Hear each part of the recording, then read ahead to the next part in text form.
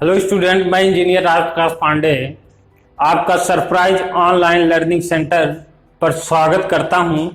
हम लोग जो है फिजिक्स के नेक्स्ट चैप्टर के बारे में बात करेंगे, जो आपका चैप्टर नंबर 5 है, जो गति के नियम। उसका नाम क्या है? गति का नियम, लॉ ऑफ मोशन। जो आपके फिजिक्स का मतलब आप जो फिजिक्स जो पढ़ते हैं उसमें सबसे ज्यादा उपयोग इसी का है। और ये फिजिक्स का एक प्रकार से बेस मान लीजिए। मैकेनिक्स, फिजिक्स में जो मैकेनिक्स है उसका एक बेस पार्ट्स है। तो यहाँ पर हम लोग जो है गति के नियम में सबसे पहले कुछ हम बेसिक पॉइंट पढ़ेंगे। उस बेसिक के थ्रू हम एनालिसिस करते हुए इसी गति के नियम के बारे में हम आगे बढ़ते जाएंगे। तो आइए हम लोग सबसे पहले गति का नियम में हम लोग पहले बल पढ़ते हैं। बल क्या होता है? बल, फोर्स। एक्चुअल में फोर्स होता क्या है?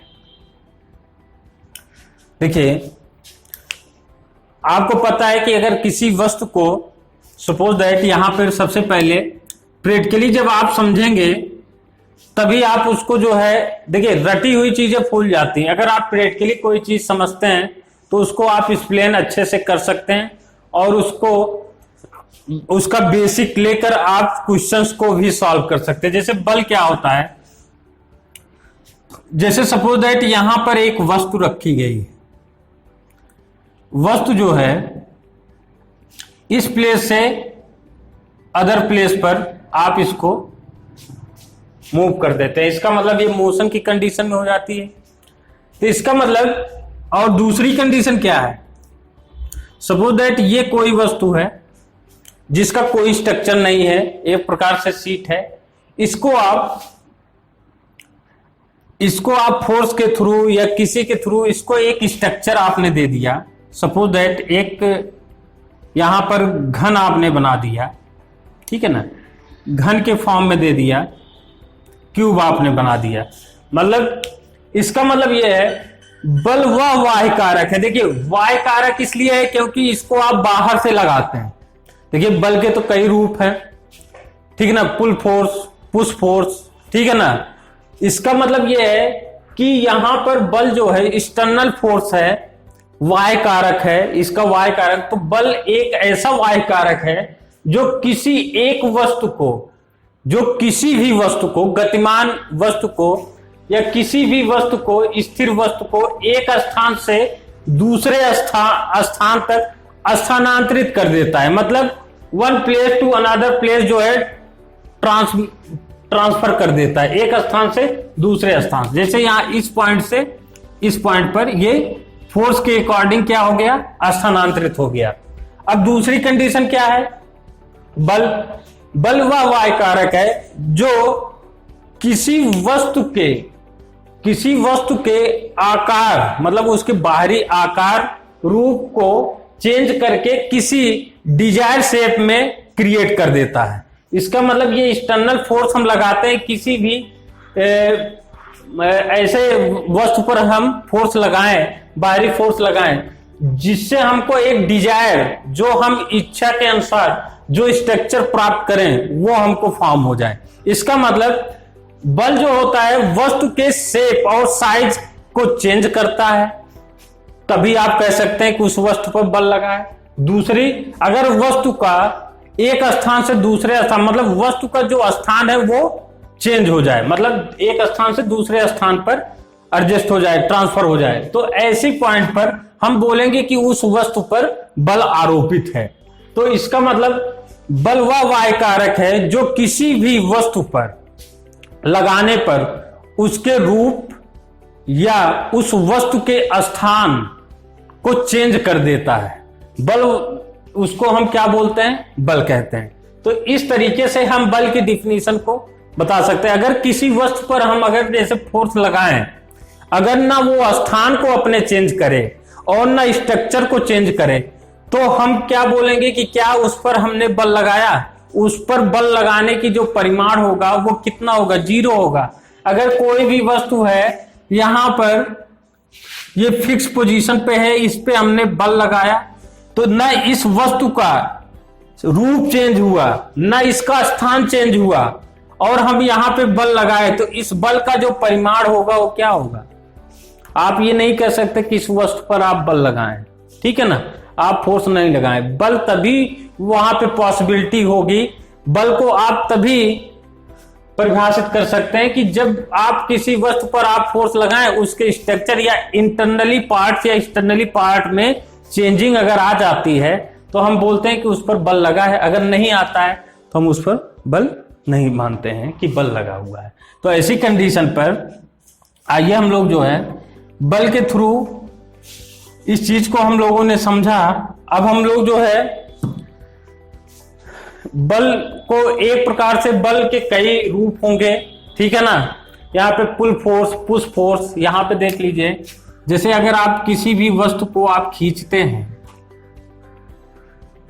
आप खींच रहे हैं और किसी वस्तु पर आप बल आरोपित कर रहे हैं, मतलब एक प्रकार से खींचना और एक प्रकार से पुश या पुल वाली जो फॉर्म होती है उसको भी हम बल के ही रूप में लाते हैं इस तरीके से।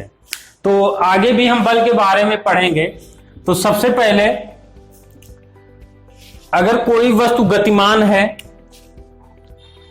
सपोज दैट ये इस वस्तु का द्रव्यमान m है और ये त्वरण a है। कोई गतिमान वस्तु है, उसका रेखीय जो त्वरण है वो a है और वस्तु का द्रव्यमान m है, तो इसका मतलब बल को F से डिनोट करते हैं। बल जो होता है गतिमान वस्तु के द्रव्यमान और उस वस्तु जो गतिमान है उस पर उत्पन्न जो त्वरण होगा, उसके गति के कारण जो उत्पन्न त्वरण होगा, जिसको आप रेखीय त्वरण बोलते हैं, रेखीय त्वरण को हम क्या कहते हैं? बल कहते हैं। वस्तु का द्रव्यमान और उस गति के कारण उसमें उत्पन्न रेखीय त्वरण का जो गुणनफल होता है वो वस्तु पर आरोपित बल के बराबर होता है। ऐसी कंडीशन में अगर वस्तु का, इसको अगर हम देखिए, अगर वस्तु का मोशन में अगर डिफरेंस, मतलब जैसे मोशन अगर गति कर रही तो उसके वेग में डिफरेंस होता है, तो वेग में डिफरेंस आने से क्या होगा? यहाँ पे वेग में डिफरेंस आने से यहाँ पे चेंज ऑफ, यहाँ पे final velocity minus initial velocity with respect to time, ये यहाँ पे आपको बल प्राप्त होता है। यही होता है ना, अगर किसी वस्तु का अंतिम वेग v सफिक्स f है और प्रारंभिक वेग v सफिक्स i है और वो टाइम के साथ उसकी जो वेलोसिटी है वो चेंज हो रही, वेग जो है चेंज हो रही है, तो इसको हम change of velocity with respect to time, तो इसको अगर हम कहें तो इसको हम अवकलन के फॉर्म में m into d v upon d t इस फॉर्म में हम लिखते हैं। तो इससे यह प्राप्त होता है कि बल और चेंज ऑफ वेलोसिटी, मतलब चेंज ऑफ वेलोसिटी में जो रिलेशन होता है, अगर वस्तु का द्रव्यमान सभी पोजीशन, अगर वेलोसिटी जैसे चेंज हो रही है तो हर पोजीशन पर वस्तु का जो द्रव्यमान है वो m है। तो इसका मतलब यह है कि अगर m कांस्टेंट है तो वस्तु पर जो आरोपित बल होता है वो चेंज ऑफ वेलोसिटी के अनुक्रमानुपाती होगा। किस कंडीशन में? जब चेंज ऑफ वेलोसिटी के हर पोजीशन पर गतिमान वस्तु का द्रव्यमान जो है कांस्टेंट रहेगा, ऐसी कंडीशन पे इसको हम कह सकते हैं। अब यहां पे देखिए बल के बाद इसमें देखिए बल से रिलेटेड जो भी चीजें आपको मोशन में प्राप्त होती है कि इस पर आरोपित जो बल होगा, क्योंकि बल से ही रिलेटेड आप जो है अभी गति के नियम के बारे में आप लोग पढ़ेंगे Newton first second third law में, तो इसलिए हम इस पर कुछ बेसिक टॉपिक हैं जो आप पिछली क्लास में पढ़े हैं, तो इस पर हम थोड़ा एनालिसिस कर लेते हैं। तो यहां पे देखिए नेक्स्ट पॉइंट क्या है कि अगर मोशन एक समान है, मान लीजिए मोशन जो है, आप जो गति कर रही है वस्तु वो यूनिफॉर्म मोशन है। इन यूनिफॉर्म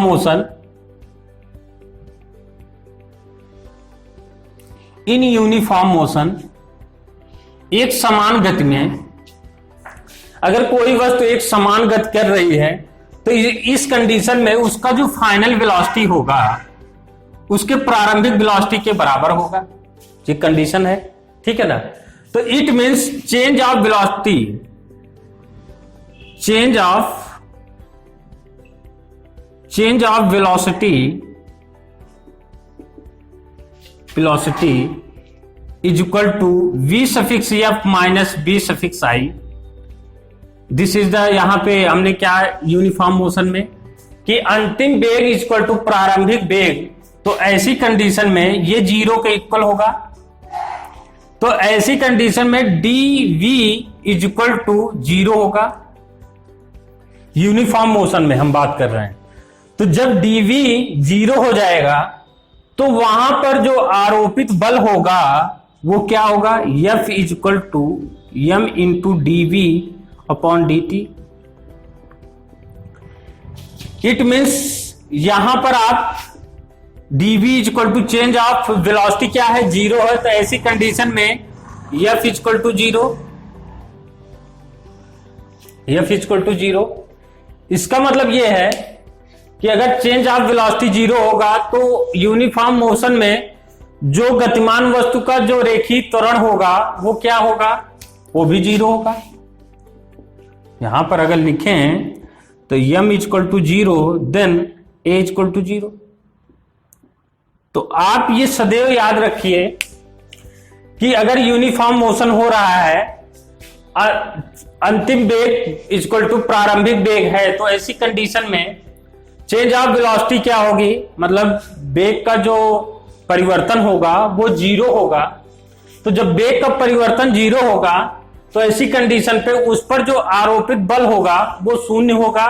आरोपित बल के 0 होने के कारण उस वस्तु में उत्पन्न जो रेखीय त्वरण होगा वो भी 0 होगा। तो इसलिए हम यहां पर यूनिफॉर्म मोशन में Vf is equal to Vi, मतलब वेग क्या होता है यूनिफॉर्म मोशन में, समान होता है। इसलिए रेट ऑफ चेंज जो होगा वेलोसिटी का वो 0 होगा। तो ऐसी कंडीशन में एक्सीलरेशन क्या होगा, 0 होगा। तो ये कंडीशंस आप याद रखिए। अब हम बात करते हैं संवेग के बारे में। संवेग क्या होता है, नेक्स्ट पॉइंट है संवेग। अब जैसे संवेग को बताने से पहले हम एक कंडीशन ये भी बताना चाहते हैं आप लोगों को।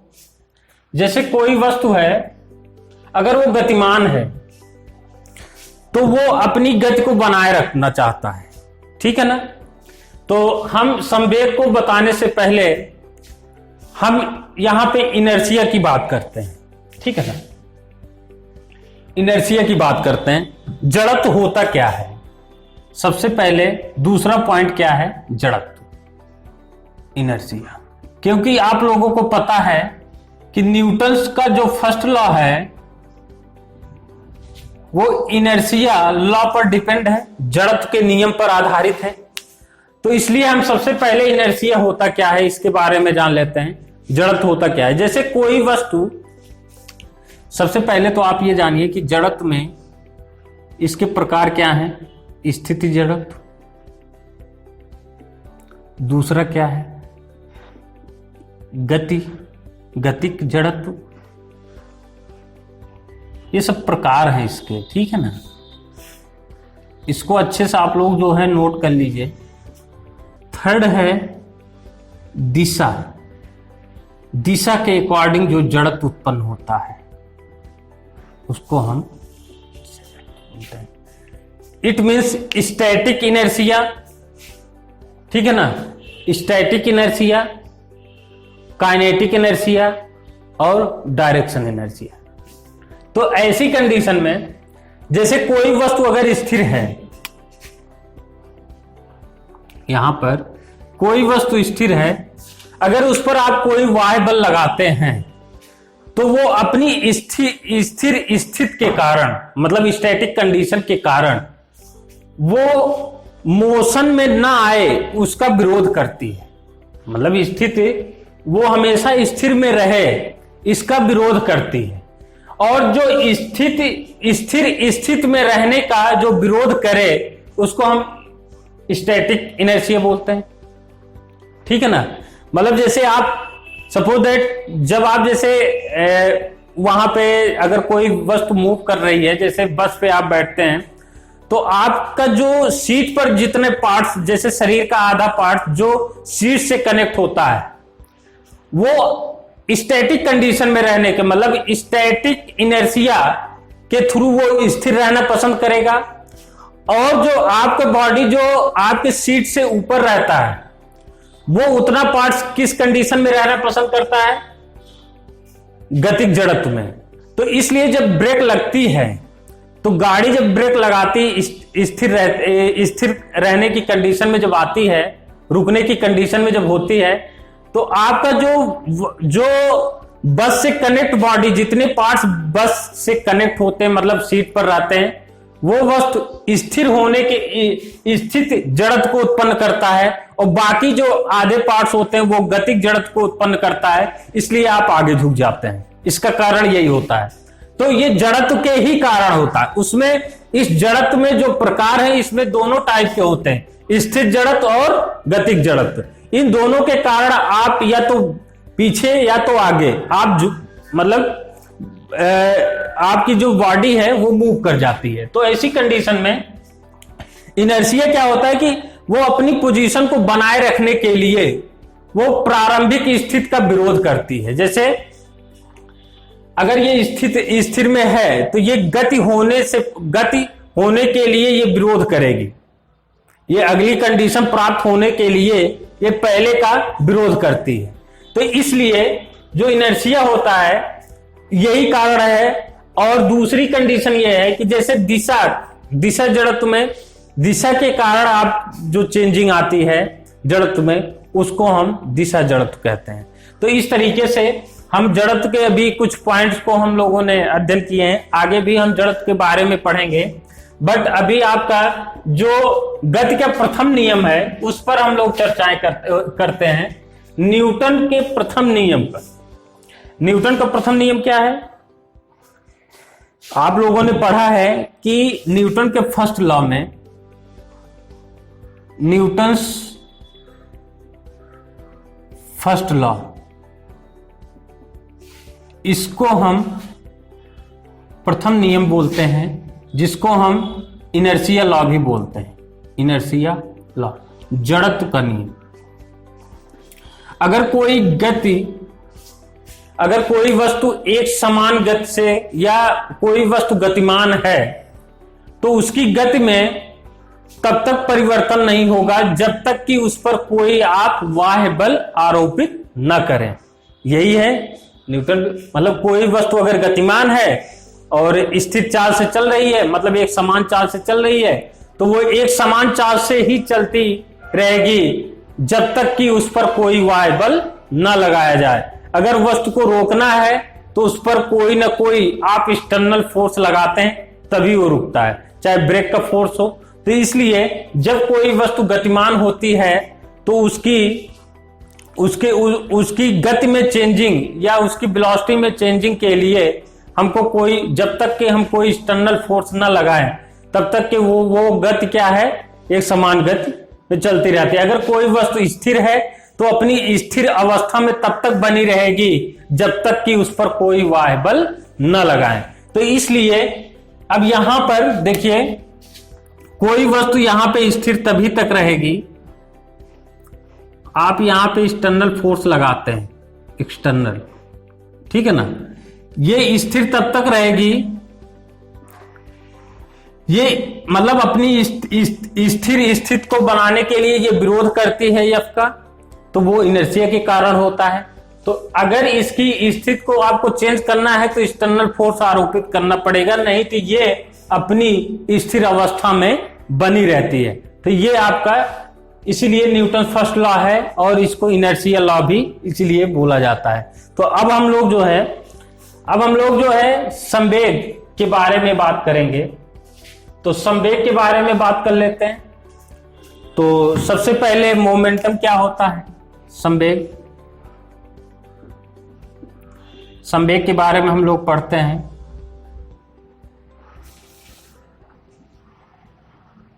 मोमेंटम। अब देखिए यहां पे समवेग, ऐसे अगर आप करते हैं समवेग, इस तरीके से इसको अगर आप इसको मतलब थोड़ा सा इसको जो है संधि विच्छेद के टाइम में इसको थोड़ा विस्तृत तरीके से हम लोग पढ़ते हैं। सम मतलब संहति और ये हो गया वेग। संहत मीन्स होता है द्रव्यमान, जो वस्तु गति कर रही है, जो वेग, जिसमें वेग है, तो उसको हम द्रव्यमान, यम अगर वस्तु का वेग है, संगत को ही हम द्रव्यमान कहते हैं। तो ये जो हमारा संवेग होता है, एक गतिमान वस्तु के द्रव्यमान और उस वस्तु में जो वेग होता है, उस वेग का जो गुणनफल होता है वो संवेग के बराबर होता है। इसको हम P से डिनोट करते हैं। तो गतिमान वस्तु का द्रव्यमान और उस गतिमान कण या वस्तु का वेग v है, तो इन दोनों का जो गुणनफल होता है वो संवेग के बराबर होता है। ये क्लियर? यहां पर अब हम लोग जो है कुछ चीजें यहां पे पढ़ना चाहते हैं। जैसे संवेग आपने पढ़ा, संवेग से ही रिलेटेड है आपका न्यूटन सेकंड लॉ, ठीक है ना। इसलिए देखिए इनर्शिया को हम लोगों ने पढ़ा, जो कि न्यूटन फर्स्ट लॉ से रिलेटेड है। अब हम लोग जो है संवेग के बारे में पढ़ रहे हैं, जो न्यूटन सेकंड लॉ पर आधारित है। तो इस पर हम लोग कुछ और चर्चाएं करेंगे। क्या? इस पर ये चर्चाएं करेंगे कि संवेग और बल में क्या रिलेशन होता है, इसको हम लोग पढ़ेंगे। यहां पे देखिए, तो जो आपके न्यूटन सेकंड लॉ के थ्रू है, तो हम सबसे पहले ये इसी के साथ हम लोग पढ़ते हैं relation between force and momentum. तो यहां पे बल और संवेग में संबंध, देखिए ये आपके कंपटीशन के भी थ्रू जो है, कंपटीशन में भी इसका यूज है। नीट का एग्जाम देने जाते हैं, IIT JEE वगैरह का, तो इससे भी क्वेश्चन पूछे जाते हैं। तो यहां पे बल और संवेग में संबंध, सबसे पहले अगर आप संवेग परिवर्तन आप निकालें, किसी वस्तु के संवेग परिवर्तन, देखिए यहां पर अगर वस्तु का, अब इसमें देखिए संवेग और बल और संवेग में संबंध जानने से पहले कुछ पॉइंट्स और यहां पर आप लोग देख लीजिए। जैसे अगर वस्तु का द्रव्यमान सेम है, यहां पर कंडीशन देखिए, इसको जानने से पहले आप लोग एक पॉइंट और यहां पे जानिए। संवेग में पहली कंडीशन है केस फर्स्ट में देखिए, संवेग अगर आपको अच्छे से समझ में आ गया तो आप आसानी से जो है क्वेश्चंस कर सकते हैं इसके मैकेनिक्स के। यहां पे संवेग क्या है? सपोज दैट आपके पास अगर वेट की हम बात करें, देखिए वेट पर भी डिपेंड कर, मतलब इसके मास पर डिपेंड कर, द्रव्यमान पर डिपेंड कर रहा है और वेग पर डिपेंड कर रहा है संवेग। तो यहां पे क्या है कि अगर हम दो ऐसी गाड़ियों की बात करें, सपोज दैट एक कार है, एक बस है, ठीक है ना।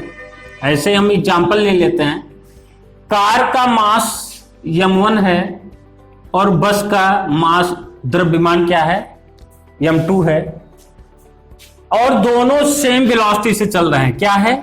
दोनों जो है, यहां पे मान लीजिए ट्रेन हम ले लेते हैं, चलिए ट्रेन थोड़ा हैवी चीजें ले लेते हैं, कार और ट्रेन थोड़ा हैवी हो गया। यहां पे आपको पता है कि m2 is greater than m1 होगा, क्योंकि ट्रेन का जो वेट होगा, द्रव्यमान होगा, वो कार से अधिक होगा।